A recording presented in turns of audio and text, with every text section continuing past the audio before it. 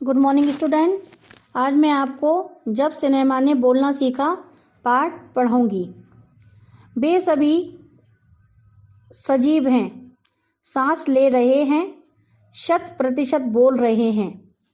78 मुर्दा इंसान जिंदा हो गए, उनको बोलते बातें करते देखो। देश की पहली सबाक बोलती फिल्म आलम आरा। देश की पहली बोलती फिल्म है आलम आरा। के पोस्टरों पर विज्ञापन की ये पंक्तियां लिखी हुई थीं। 14 मार्च 1931 की वह ऐतिहासिक तारीख भारतीय सिनेमा में बड़े बदलाव का दिन था। इसी दिन पहली बार भारत के सिनेमा ने बोलना सीखा था।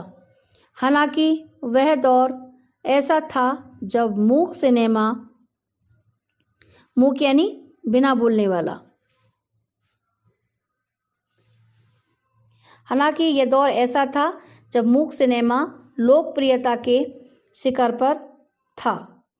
पहली बोलती फिल्म जिस साल प्रदर्शित हुई यानी जिस साल आई, उसी साल कई मूक फिल्में भी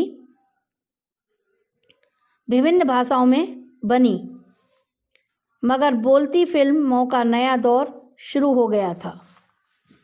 पहली बोलती फिल्म आलम आरा बनाने वाले फिल्मकार थे अर्देशीर एम ईरानी। अर्देशीर ने 1929 में हॉलीवुड की एक बोलती फिल्म शोबोट देखी और उनके मन में बोलती फिल्म बनाने की इच्छा जागी। फारसी रंगमंच के एक लोकप्रिय नाटक को आधार बनाकर उन्होंने अपनी फिल्म की पटकथा बनाई। पटकथा यानी फिल्म का शुरुआत करने के लिए कहानी वगैरह लिखी। इस नाटक के कई गाने ज्यों के त्यों फिल्म में ले लिए गए। एक इंटरव्यू में अर्देशीर ने उस वक्त कहा था, हमारे पास कोई संवाद लेखक नहीं था, गीतकार नहीं था, संगीतकार नहीं था, इन सब की शुरुआत होनी थी। अर्देशीर ने फिल्म के गानों के लिए स्वयं की धुनें चुनी। फिल्म के संगीत में सहज 3 वाद्य तबला, हारमोनियम और वायलिन का इस्तेमाल किया गया। आलम आरा में संगीतकार या गीतकार में स्वतंत्र रूप से किसी का नाम नहीं डाला गया। इस फिल्म में पहले पार्श्व गायक बने WM खान। पहला गाना था दे दे खुदा के नाम पर प्यारे, अगर देने की ताकत है। आलम आरा का संगीत उस समय डिस्क फॉर्म में रिकॉर्ड नहीं किया जा सका। फिल्म की शूटिंग शुरू हुई तो साउंड के कारण ही इसकी शूटिंग रात में करनी पड़ती थी। मूक युग की अधिकतर फिल्मों को दिन के प्रकाश में शूट कर लिया जाता था, मगर आलम आरा की शूटिंग रात में होने के कारण उसमें कृत्रिम प्रकाश व्यवस्था करनी पड़ी। यहीं से प्रकाश प्रणाली बनी जो आगे फिल्म निर्माण का जरूरी हिस्सा बनी। आलम आरा ने भविष्य के कई स्टार और तकनीशियन तो दिए ही, अर्देशीर की कंपनी तक ने भारतीय सिनेमा के लिए 150 से अधिक मूक और लगभग 100 सबाक फिल्में बनाई। Alam Ara film Arabian nights जैसी फैंटेसी थी। फिल्म में हिंदी उर्दू के मेल वाली हिंदी भाषा को लोकप्रिय बनाया। इसमें गीत, संगीत तथा नृत्य के अनोखे संयोजन थे। फिल्म की नायिका जुबैदा थी। नायक थे विट्ठल। वे उस दौर के सर्वाधिक पारिश्रमिक पाने वाले स्टार थे। उनके बचपन को लेकर भी एक किस्सा काफ़ी चर्चित है। विट्ठल को उर्दू बोलने में मुश्किलें आती थीं। पहले उसका बतौर नायक चयन किया गया, मगर इसी कमी के कारण इन्हें हटाकर उनकी जगह महबूस की नायक बना दिया गया। विट्ठल नाराज हो गए और अपना हक पाने के लिए उन्होंने मुकदमा कर दिया। उस दौर में उनका मुकदमा मोहम्मद अली जिन्ना ने लड़ा, जो तब के मशहूर वकील हुआ करते थे। विट्ठल मुकदमा जीते और भारत की पहली बोलती फिल्म के नायक बने। उनकी कामयाबी आगे भी जारी रही। मराठी और हिंदी फिल्मों में वे लंबे समय तक नायक और स्टंटमैन के रूप में सक्रिय रहे। इसके अलावा आलम आरा में सोहराब मोदी, पृथ्वीराज कपूर, याकूब और जगदीश सेठी जैसे अभिनेता भी मौजूद रहे। आगे चलकर जो फिल्म उद्योग के प्रमुख स्तंभ बने, यह फिल्म 14 मार्च 1931 को मुंबई के मैजेस्टिक सिनेमा में प्रदर्शित हुई। फिल्म 8 सप्ताह तक हाउसफुल चली और भीड़ इतनी उमड़ती थी कि पुलिस के लिए नियंत्रण करना मुश्किल हो जाया करता था। समीक्षकों ने इसे भड़कीली फैंटेसी फिल्म करार दिया था, मगर दर्शकों के लिए यह फिल्म एक अनोखा अनुभव थी। यह फिल्म 10,000 फुट लंबी थी और इसे 4 महीनों की कड़ी मेहनत से तैयार किया गया था। सवाक फिल्मों के लिए पौराणिक कथाओं, पारसी रंगमंच के नाटकों, अरबी प्रेम कथाओं को विषय के रूप में चुना गया। इसके अलावा कई सामाजिक विषयों वाली फिल्में भी बनी। ऐसी ही एक फिल्म थी खुदा की शान। इसमें एक किरदार महात्मा गांधी जैसा था। इसके कारण सवाक फिल्म सिनेमा को ब्रिटिश प्रशासकों की तीखी नज़र का सामना करना पड़ा। सवाक फिल्मों के नए दौर की शुरुआत कराने वाले निर्माता निर्देशक अर्देशीर इतने विनम्र थे कि जब 1956 में आलम आरा के प्रदर्शन के 25 वर्ष पूरे होने पर उन्हें सम्मानित किया गया और उन्हें भारतीय सवाक फिल्मों का पिता कहा गया, तो उन्होंने उस मौके पर कहा था, मुझे इतना बड़ा खिताब देने की ज़रूरत नहीं है। मैंने तो देश के लिए अपने हिस्से का ज़रूरी योगदान दिया है। जब पहली बार सिनेमा ने बोलना सीख लिया, सिनेमा में काम करने के लिए पढ़े लिखे अभिनेता अभिनेत्रियों की ज़रूरत भी शुरू हुई, क्योंकि अब संवाद भी बोलने थे। सिर्फ अभिनय से काम नहीं चलने वाला था। मूक फिल्मों के दौर में तो पहलवान जैसे शरीर वाले, स्टंट करने वाले और उछल कूद करने वाले अभिनेताओं ने काम चल जाया करता था। जब उन्हें संवाद बोलना था और गायन की प्रतिभा की कद्र भी होने लगी थी। इसलिए आलम आरा के बाद आरंभिक सवाक दौर की फिल्मों में कई गायक अभिनेता बड़े पर्दे पर आकर नजर आने लगे। हिंदी उर्दू भाषाओं का महत्व बढ़ा। सिनेमा में देह और तकनीक की भाषा की जगह जन प्रचलित बोलचाल की भाषाओं का दाखिला हुआ। सिनेमा ज़्यादा देसी हुआ। एक तरह की नई आज़ादी थी, जिससे आगे चलकर हमारे दैनिक और सार्वजनिक जीवन का प्रतिबिंब फिल्मों में बेहतर होकर उभरने लगा। अभिनेताओं और अभिनेत्रियों की लोकप्रियता बहुत अधिक थी।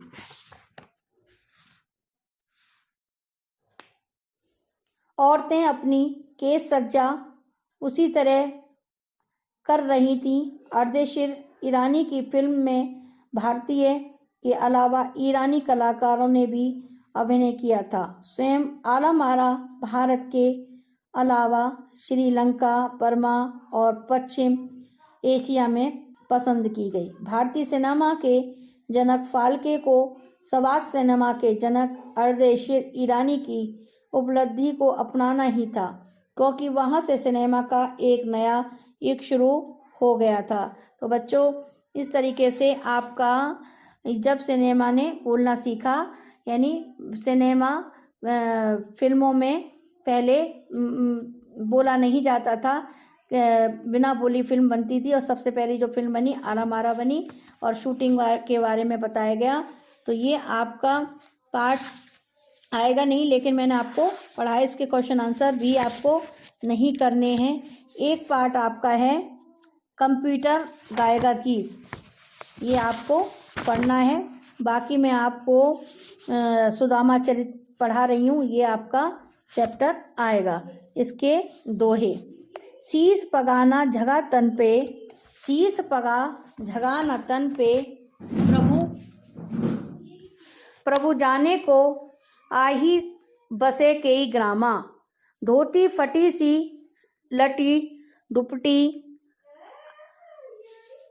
अत पाए उपाहनन की को नहीं सामा। द्वार खड़ो दिज दुर्बल एक, रहो चकिसो वसुधा अभिरामा। पूछत दीन दयाल को धाम, बतावत अपनो नाम सुदामा। शीश पगाना झगा तन में, प्रभु जाने को अही बसे केई ग्रामा। धोती फटी सी लटी दुपटी, अरु पाए उपानन को नहीं सामा। द्वार खड़ो दिज दुर्बल एक, रहो चकिसो वसुधा अभिरामा। पूछत दीन दयाल को धाम, बतावत अपनो नाम सुदामा। तो बच्चों, सुदामा चरित में आपने कृष्ण और सुदामा की मित्रता के बारे में अवश्य सुना ही होगा। तो ये सुदामा चरित में श्री कृष्ण और सुदामा के बचपन से लेकर जब कृष्ण और सुदामा गुरुकुल में पढ़ा करते थे, तब से मित्र थे। और सुदामा फिर कृष्ण अपने द्वारिका चले गए और सुदामा अपने धाम में रहे। और सुदामा ब्राह्मण थे और बहुत ही गरीब थे।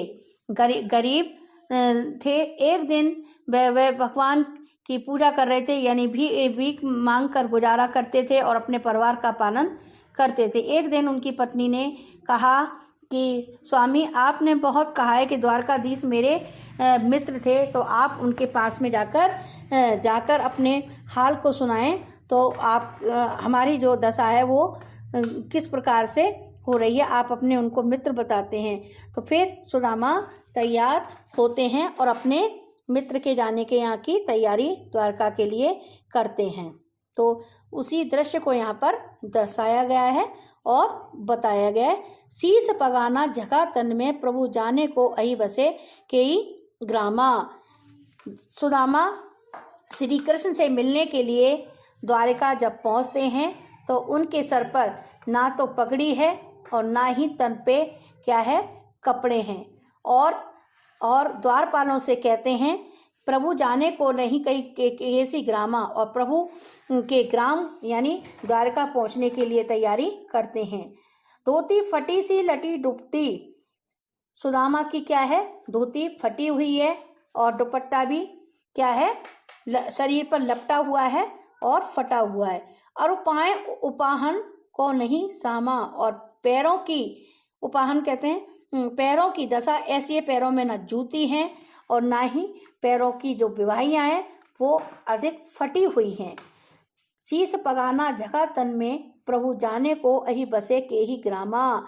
ना सर पे है पगड़ी और ना ही तन में कपड़े हैं, और प्रभु के गांव के जाने के लिए सुदामा तैयार हो जाते हैं। धोती उनकी फटी हुई है और दुपट्टा भी क्या है उनका फटा हुआ। पैरों में जो विवाहियाँ पड़ी हुई हैं, ना पैरों में जूतियाँ हैं। ध्वज खड़ो निज दुर्बल एक, द्वार पर जाकर श्री कृष्ण के से महल पे जाकर एक खड़ा, एक दुर्बल द्विज, एक खड़ा हो जाता है, ब्राह्मण खड़ा हो जाता है, रहो चकित वसुधा अभिरामा, और बार बार उस महल को देखकर चकित हो जाता है, बार बार अपनी सुध खो देता है।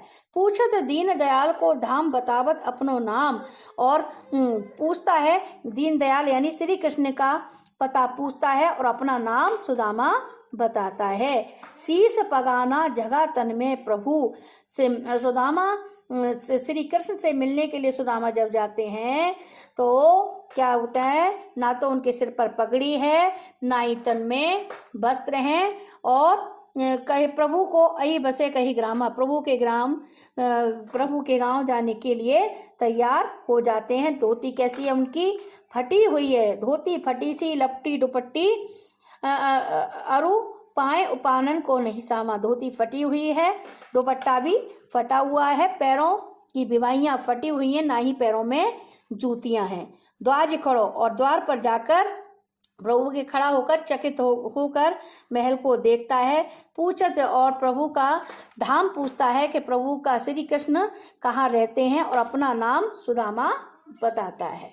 ठीक है, ये इसमें है। तो इसमें पहले आपको संदर्भ लिखना पड़ेगा। प्रस्तुत प्रसंग हमारी पाठ्य पुस्तक बसंत से लिया गया है और इस सुदामा चरित से लिया गया है, और प्रसंग में श्री कृष्ण और सुदामा की मित्रता के बारे में बताया गया है।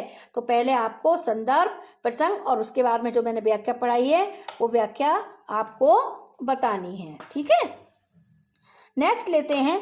ऐसे बेहाल विवायन सो, ऐसे बेहाल विवायन सो पग कंटक जाल लगे पुनि जोए, हाय महादुख पायो सखा तुम आए इतना किते दिन खोए। ऐसे बेहाल विवायन सो पग कंटक जाल लगे पुनि जोए, हाय महादुख पायो सखा तुम आए इतना किते दिन खोए। देख सुदामा की दीन दशा करुणा निधि करके करुणा निधि रोए, पानी परात को हाथ छुओ नहीं नैनन के जल सो पग धोए। प्रस्तुत पद हमारी पाठ्य पुस्तक बसंत से लिया गया है।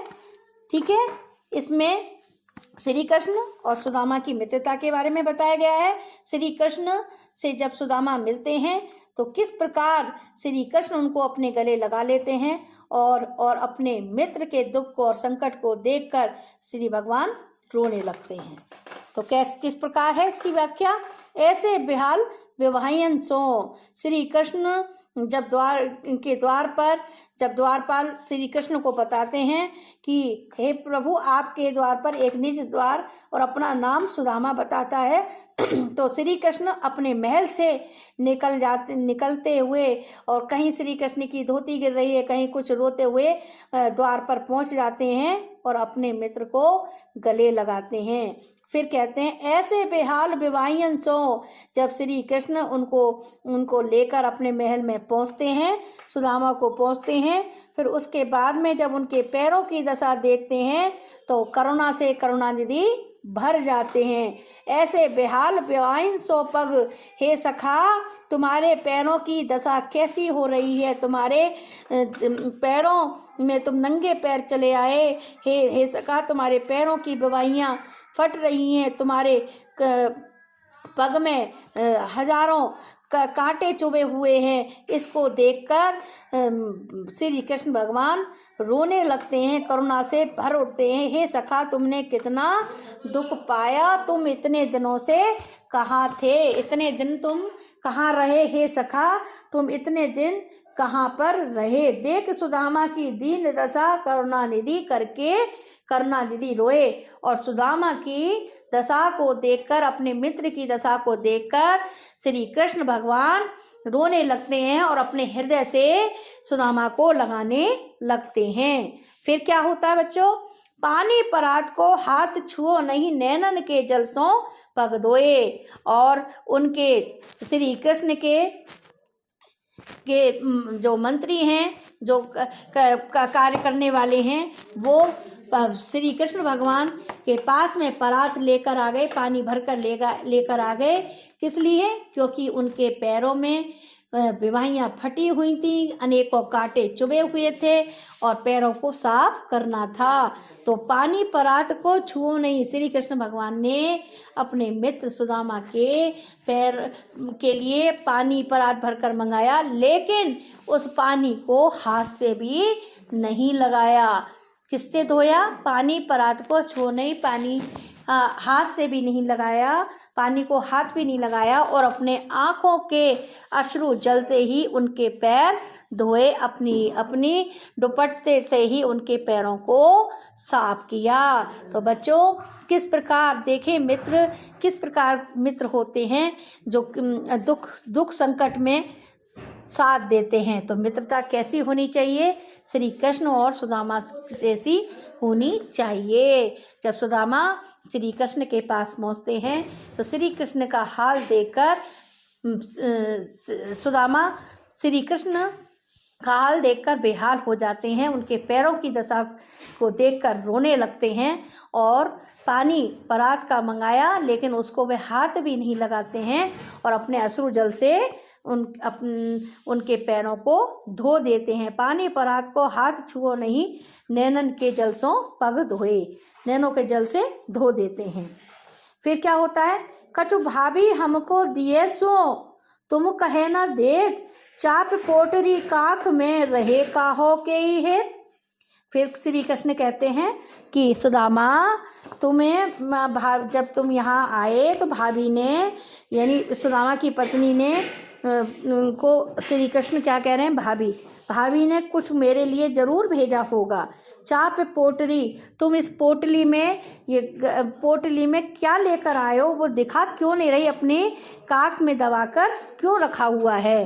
तो श्री कृष्ण क्या कह रहे हैं कि सुदामा, भाभी ने जो कुछ भी दिया है वो तुम मुझे दो, खोल के दो। क्योंकि बच्चों, इस कथा का मैंने आपको बताया कि बचपन में जब श्री कृष्ण और सुदामा गुरुकुल में पढ़ा करते थे तो गुरु माता ने उनको चने दिए थे, लेकिन उन चनों को क्या करा, सुदामा पतले दुबले थे, बारिश का समय हो रहा था और श्री कृष्ण और सुदामा लकड़ी काटने गए थे। बारिश हुई तो सुदामा पेड़ पर चढ़ा दिए और श्री कृष्ण नीचे खड़े रहे।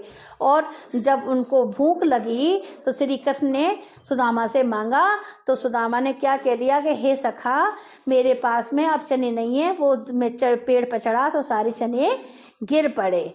तो ये बात यहाँ आके सत्य होती है कि भगवान से कभी भी झूठ नहीं बोलना चाहिए। अगर मित्र सच्चा है तो उसको सच्ची बात बता देनी चाहिए।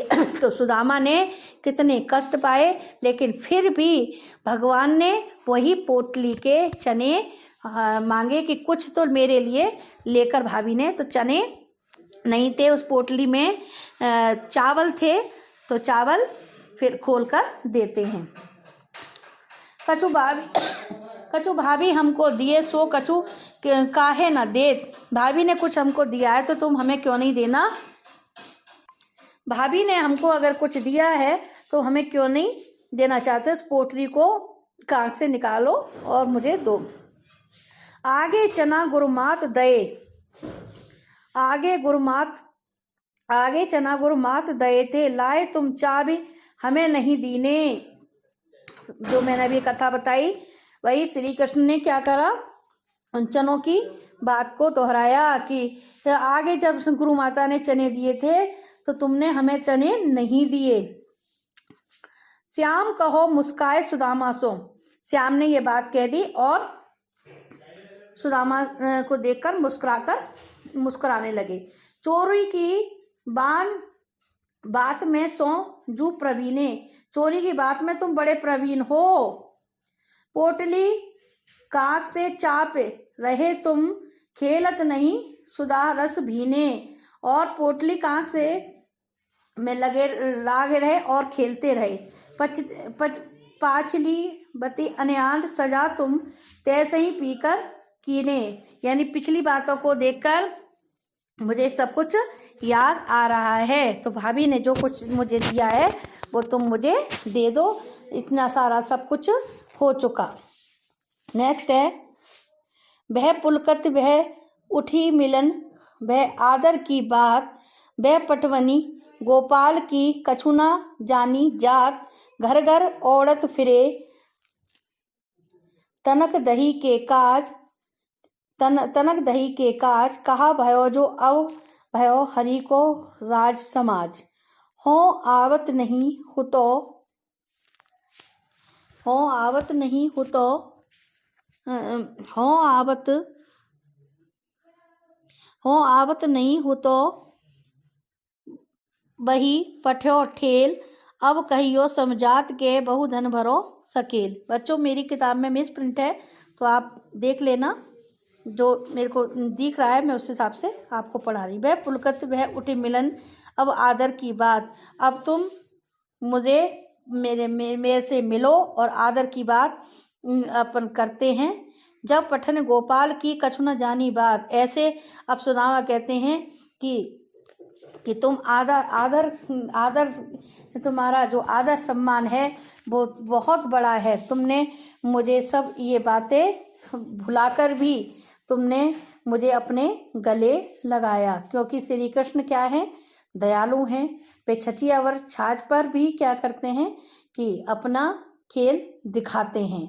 कहा भयो जो अब भयो हरि को राज समाज, कि तुम्हारा जो राजकाज है वो कितना बड़ा है। हो आवत नहीं हो तो अटो पड़ायो डाल, अब कहें समझाए के बहु बनवरो सकल।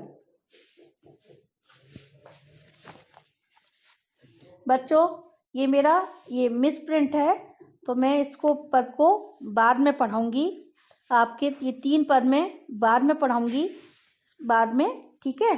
तो अपन पहले नेक्स्ट शुरू वाले पदों को ही हम समझते हैं। 3 मैंने पढ़ाए हैं। शीश पगाना जगातन में, ऐसे बेहाल बेवाई उन 100 पग कंटक, फिर कछु भाभी हमको दिए सो कछु नाई देर, आगे चना गुरमात दे तुम कहो कभी ना देन श्याम। तो इसमें मिस प्रिंट है तो मैं आपको ये इतना ही पढ़ाऊंगी, ठीक है।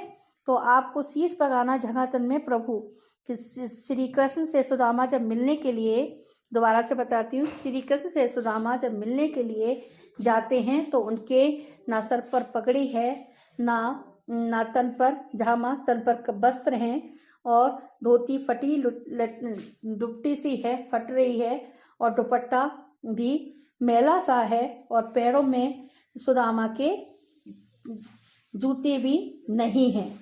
द्वार पर ब्राह्मण खड़ा हुआ है और पूछता है कि श्री कृष्ण का धाम कौन सा है। पूछत दीन दयाल को धाम, अपनो नाम बतावत सुदामा। तो सुदामा श्री कृष्ण का धाम पूछते हैं। फिर उसके बाद में क्या होता है, ऐसे बेहाल फिर भगवान श्री कृष्ण अपने महल से बाहर निकलकर आते हैं। द्वारपालों ने उनको ऐसा हाल बताया कि इस तरीके से एक ब्राह्मण जिस ब्राह्मण आपके महल के सामने खड़ा है और आपसे मिलना प्रभु चाहता है। तो भगवान तुरंत पहचान जाते हैं और वो महल से बाहर निकल कर आते हैं, सुदामा को अपने गले लगा लेते हैं। फिर क्या होता है कि उनके पैरों की दशा देखकर भगवान क्या करते हैं, रोने लगते हैं और फिर कहते हैं कि हे सखा, तुमने इतना दुख इतना कष्ट क्यों पाया, इतना दुख तुम पहले क्यों नहीं मेरे पास में आए। देख सुदामा की दीन दशा करुणानिधि रोए, पानी परात को हाथ छुओ नहीं, नैनन सो जल सो पग धोए। तो भगवान ने क्या करा कि श्री सुदामा के लिए जल की परात मंगवाई, लेकिन उसको हाथ तक नहीं लगाया। अपने नैनों के आंसुओं से ही क्या करा उन्होंने, आंसुओं से ही उनके पैरों को धो डाला। ठीक है बच्चों, तो इस प्रकार मैंने आपको ये 3 प्रकार का भाभी हमको दियो ना जाए, तो इस प्रकार मैंने आपको ये 3 पढ़ा दी है। बाकी मिस प्रिंट है, मैं आगे पढ़ाऊंगी नेक्स्ट पर, ठीक है। ओके, धन्यवाद।